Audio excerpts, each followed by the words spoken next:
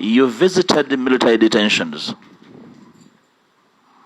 Did you enlist whether there are civilians in those detention facilities, military detention facilities?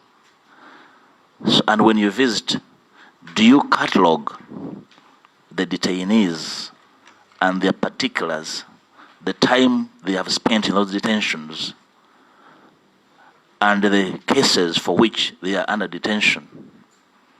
In particular, did you establish whether there are civilians in those detention centers owned by the military? It would be interesting to know if you indeed found any. And very last, you have investigated violations across. And the world knows that most of the violations to the masses have been visited upon them by serving military officers.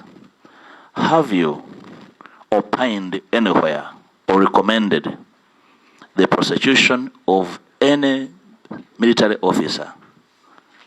Have you followed up any of these officers that have been at the helm of gross human rights violations?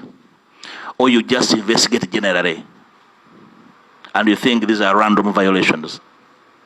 But I'm particularly interested in the extension on page 14, number of cases closed at investigation level, caseload at investigation level. I have scanned through the annexures.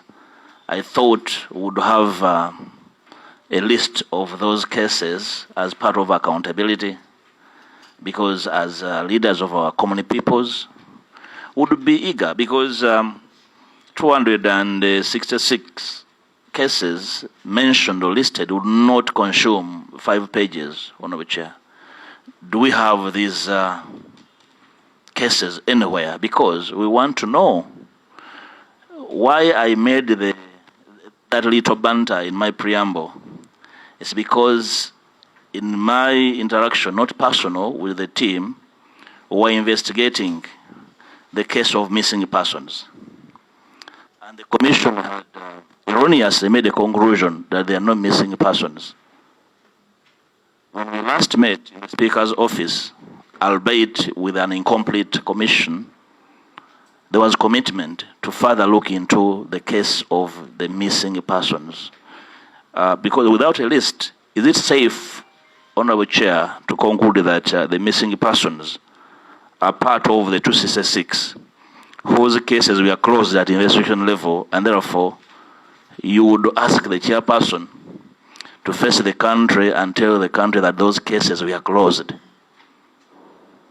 I really need to know. It's not a personal matter, but I would leave this place feeling safe if the chairperson and her team would tell the country that indeed those were closed, and therefore there's no further that they can do to bring justice to the families.